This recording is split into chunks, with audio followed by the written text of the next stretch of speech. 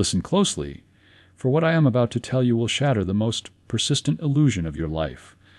The world you see, the streets of Monterey, the bank statements in your drawer, the physical walls of your home, is not a cause. It is an effect. Most of you spend your days like a person trying to change their reflection in a mirror by rubbing the glass. You scrub, you struggle, and you toil, yet the reflection remains the same. Why? Because you have not changed the face that looks into that mirror. In the 1930s, in the heart of New York City, Emmet Fox observed a phenomenon that the masses chose to ignore. He saw people arriving at his conferences, men and women burdened by the Great Depression, who, despite the outer chaos, manifested a constant, rhythmic flow of abundance. They didn't have more intelligence than you. They didn't have better connections. What they had was a habit. They understood that there is a sacred window, a moment of divine transition, that occurs the very second you emerge from the deep of sleep. In that brief interval, before your feet touch the cold floor, the door between this physical world and the kingdom of heaven, which is your own subconscious mind, is standing wide open. In those first 60 seconds of your day, you are not yet a worker, a debtor, or a struggling administrator. You are pure, unconditioned consciousness. You are the great I am. But what do most people do? They immediately clothe themselves in the rags of yesterday. They reach for the phone. They think of the bills. They rehearse the arguments they expect to have. By doing so, they are literally commanding the universe to give them another 24 hours of the same misery. Fox called this the moment of power. He realized that if you can seize your feeling of abundance during these 60 seconds, you have set the mold into which the energy of your entire day must flow. You are not begging a distant God for a favor. You are assuming the state of the person you desire to be. You are entering the silence and announcing your true identity before the world has a chance to tell you who you are. Let us look at the case of Fernanda, a woman who worked as an administrator in the bustling city of Monterey. Fernanda was the embodiment of the struggle. She earned just enough to survive, her life a repetitive cycle of not enough. Every morning, the moment her eyes opened, her mind raced to the gap in her bank account. She felt the weight of the missing money in her chest. Her first energy of the day was a cry of, "I lack," and the law, being impersonal and perfect, responded, "As you wish. You shall lack." When she first heard the teachings of Fox, she was skeptical. How could 60 seconds change years of economic hardship? She thought it was too simple. But that is the secret of the kingdom.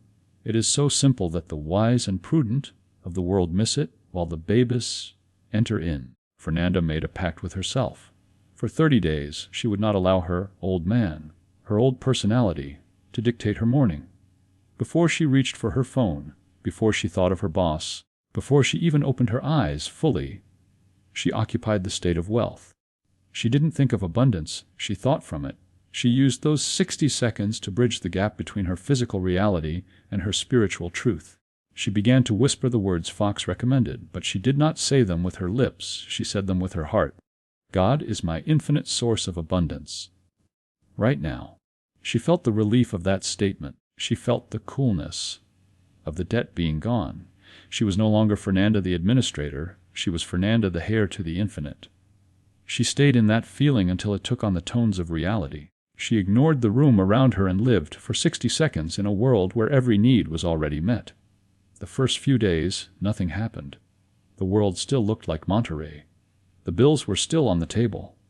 But within her, a revolution had begun. She was no longer reacting to the world, she was initiating it. She was the dreamer beginning to control the dream. By the second week, a bridge of incidents appeared. Out of nowhere, a call came from an old employer. They didn't just want her back, they needed her for a specific project that paid double her current salary. Was this luck? No. It was the natural, mathematical result of a consciousness that had been reprogrammed at the source. Fernanda had finally stopped trying to fix the reflection and had changed the face in the mirror. This is the end of part 1. You have the key. You have the understanding. Now you must prepare to enter the temple. In the next part I will show you the exact 3-step mechanics of how to perform this 60-second miracle yourself. You have heard the promise, and you have seen through the eyes of Fernanda how a single minute can shatter the chains of a lifetime. But now we must move from the why to the how. You must become the conscious operator of your own power. Neville taught that the subconscious is the womb of creation. It does not argue, it only accepts. Emmet Fox provided the specific formula to impregnate that womb with the seeds of wealth before the world of shadows can interfere. This is not a ritual of the lips. It is a ritual of the soul. It consists of 3 specific movements of consciousness, each lasting 20 seconds. These are not arbitrary numbers. They are the timing required to shift your vibration from the earthly to the divine. You must perform these while still in the sates, the state akin to sleep, where your imagination is most fertile and the veil is thinnest. The first 20 seconds are the foundation. Most people begin their prayers by asking, which is a confession of lack.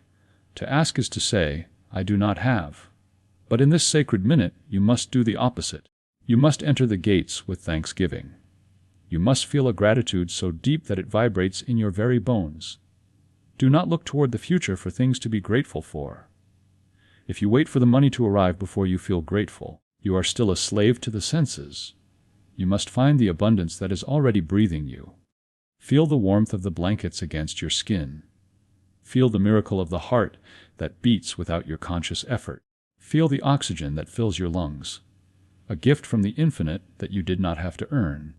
This gratitude is your psychological signal to the universe that the gift has already been received. In the world of the spirit, to be grateful is to possess. You are telling your subconscious, it is here. I have it. I am satisfied. This opens the spiritual valves that have been rusted shut by years of complaining and counting the pennies. For 20 seconds, you simply bathe in the feeling of thank you. Once the foundation of gratitude is laid, you move into the second phase, the decree. This is the moment you move from being grateful to being the source. You must stop saying, I want to be rich, or I am trying to prosper. As long as you are trying, you are pushing the goal away from you. You must assume the identity of the offspring of the infinite. You are a king or queen in exile who has finally remembered their lineage. Fox recommended a specific declaration of power, but you must say it as though you are commanding the sun to rise. I am the child of the living God. The infinite abundance of the universe is my natural birthright.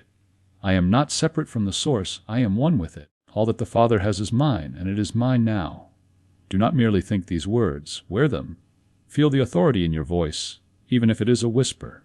Feel your chest expand. Feel the dignity of a person who no longer has to worry about how things will be paid for, because they know the treasury of the infinite is at their back.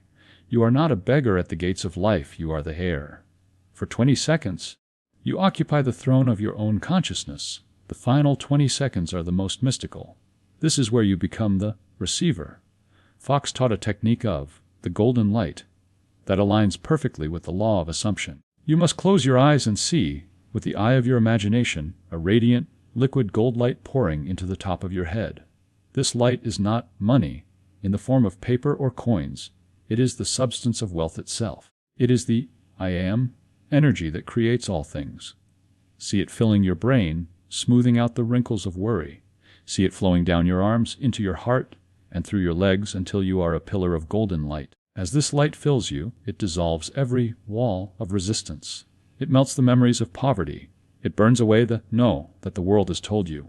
Your only task in these final seconds is to be utterly receptive. Say internally, I am open. I am receptive. I accept my perfect good now. You are no longer trying to get anything from the outside world. You are realizing that the light within you is the very thing that will draw the opportunities, the people, and the contracts to your door. You are the magnet, and the golden light is your magnetism. Consider Luis, the merchant in Guadalajara. He lived in a state of military discipline regarding these 3 steps. His mind was a rebel. It wanted to run back to the unpaid invoices in the empty store aisles. But every morning he reined it in. He gave 20 seconds to the gratitude for the small things, 20 seconds to the decree of his divine identity, and 20 seconds to the golden light of reception. He did not pray for customers. He became the man who already had a thriving business. He felt the tonal quality of success in his gut. When he finally opened his physical eyes and walked into his store, he didn't look for what was missing. He looked at his shelves through the eyes of the new man. And because his inner vibration had shifted, the bridge of incidents was forced to appear. The customer, who hadn't appeared in years, was not an accident. He was a reflection of Louise's new golden radiance. This is the end of part 2. You have the map. You have the 3 keys. You now know exactly how to spend those 60 seconds. In the final part, we will discuss how to protect this new consciousness from the thieves of the world and how to persist until the vision becomes your solid reality.